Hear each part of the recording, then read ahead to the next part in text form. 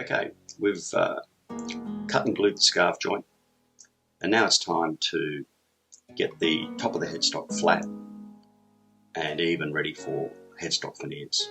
It needs to be square here on the glue line and square up at the top of the neck. And the best way to do this is with a hand plane. So let me show you how to do that.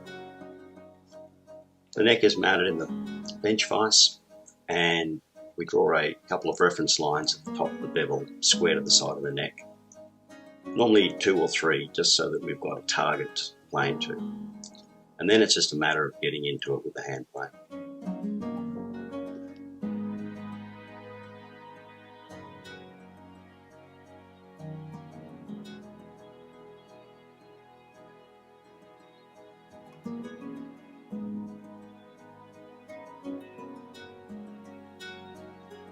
Now I stop to check progress. I want to see that this glue line here is square across the neck, and I just noticed on the right side it's not quite. At the top it looks bad. Time to take a little bit more off this side of the headstock. I can see that glue line coming straight as I plane.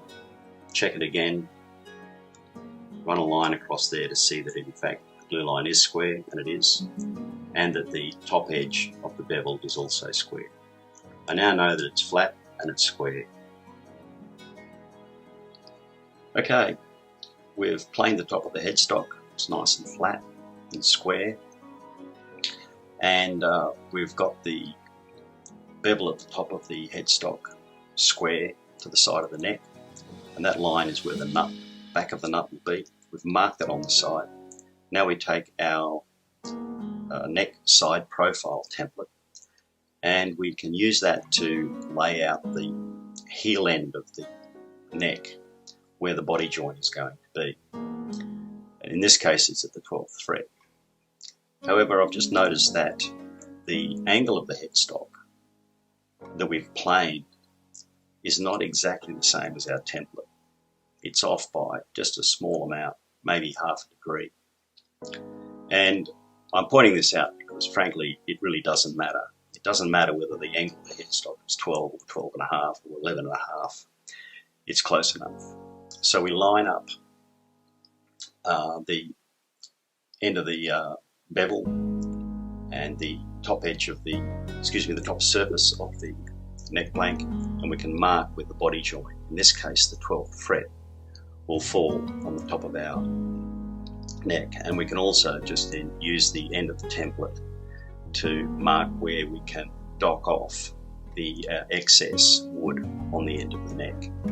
So we've got the body joint fret mark, and we've got around about 30 millimeters, and this piece on the end we can dock off. These templates are a quick and easy way to get all those measurements correct. So now we simply mark off the line square on the end of the neck blank, and we can dock it off on the bandsaw or with a handsaw. Let's go do that. The end of the neck blank has been docked off square on our line. We have a line here marking the body joint line, and the next thing we want to do is mark a center line so that we can install the truss rod. Using a center finding ruler, we can identify the center of the neck blank. This ruler has a 0 in the middle and is marked out to either side. We just get the same on both sides, and we can mark a center point.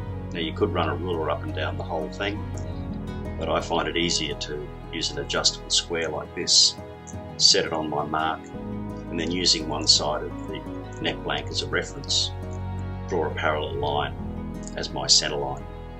It makes it easy to run it along the length of the neck, and also we can run it down the center of the headstock using the same side as our reference. And a quick mark on the end of the headstock for future reference. Centerline is marked, and now we need to figure out where the end of the truss rod is going to be. We want the nut to sit on solid wood up here, not over a gap. So we measure from that line back along the neck blank, around 10 to 12 millimeters. It doesn't have to be exact, but so long as it comes under the nut. We want a truss rod long enough to get us to the end of it. So the center line is marked. We have our truss rod, and it's time to check that it's the right length and going to fit our neck.